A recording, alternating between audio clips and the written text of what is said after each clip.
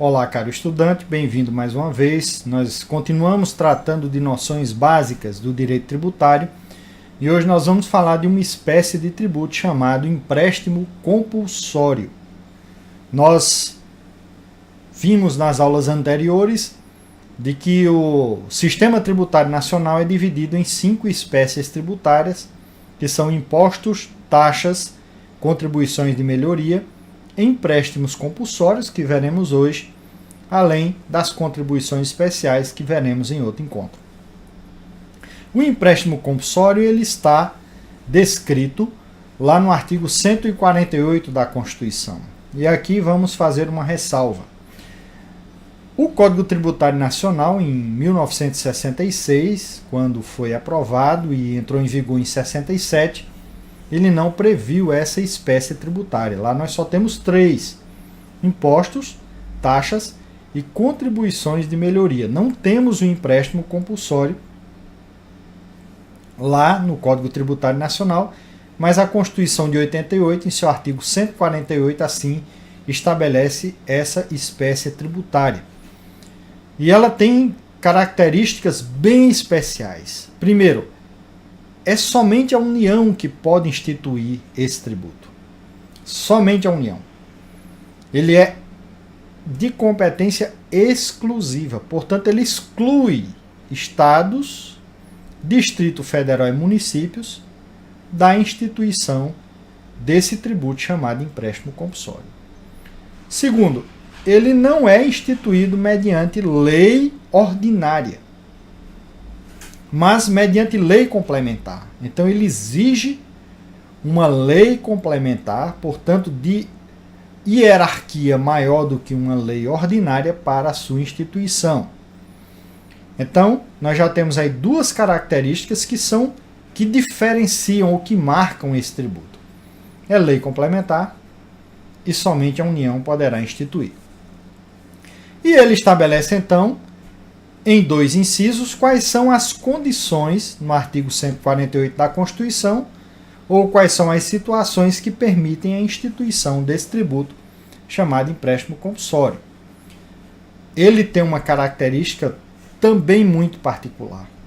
Diferentemente dos demais tributos, impostos, taxas, contribuições de melhoria e contribuições especiais, o empréstimo compulsório ele é restituível ao contribuinte. Ele é um empréstimo que o contribuinte faz à União. Então ele vai ser devolvido depois de um tempo, devidamente corrigido, de acordo com os parâmetros instituídos pela lei complementar ao contribuinte. Então isso já lhe dá uma característica muito especial, sui generis. É diferente dos impostos, que sequer exige uma contraprestação.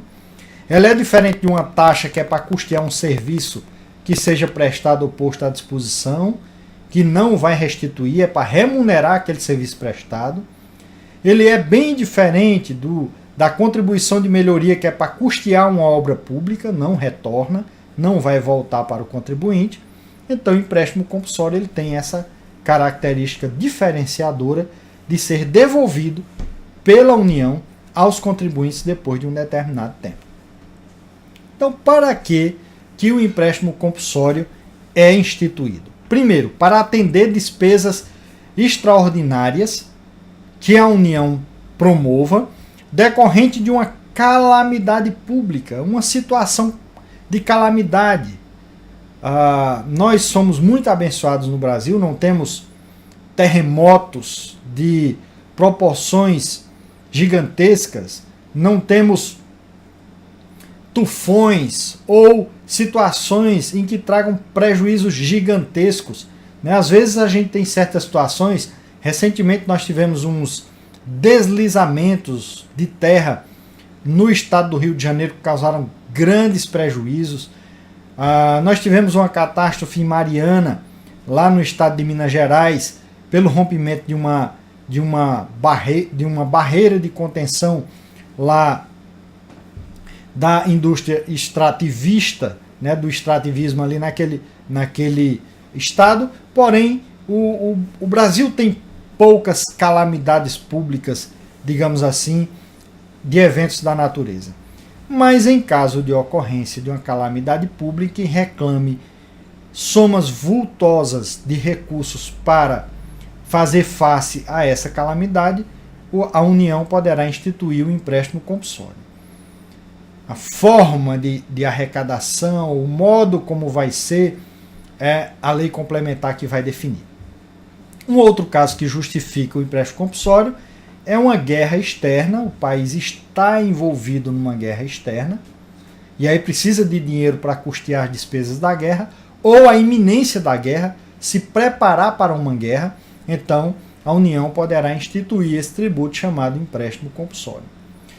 Isso é o que diz o inciso 1º do artigo 148. No inciso 2, ele vai falar sobre investimentos públicos que sejam, primeiro, urgentes, segundo, de relevância do interesse nacional.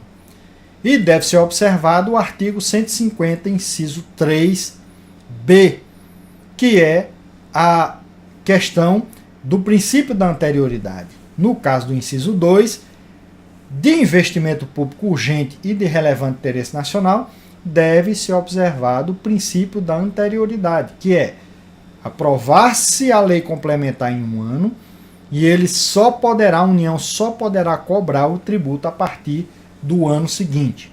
Aí ele não trata do princípio da noventena ou da anterioridade nonagesimal, mas simplesmente da exigência, da observação do princípio da anterioridade. No parágrafo único desse artigo 148, ele fala da vinculação, portanto, empréstimo compulsório é um tributo vinculado. Dos 4 tributos que nós já comentamos, impostos é não vinculado, taxa é vinculado, contribuição de melhoria é vinculado, empréstimo compulsório também é vinculado. A aplicação do recurso tem que ser para a despesa que fundamentou a instituição. Se for no caso de uma calamidade pública, o empréstimo, todo o dinheiro do empréstimo tem que ir para aquela calamidade. Se for a guerra ou fazer face à iminência, às despesas da iminência de guerra, tem que ser investido totalmente naquela finalidade. Se for um investimento público de relevante interesse nacional, todo o recurso arrecadado com o empréstimo compulsório deverá ser empregado nesta obra pública ou nesse investimento público. Logo, nós temos aí a vinculação clara da receita.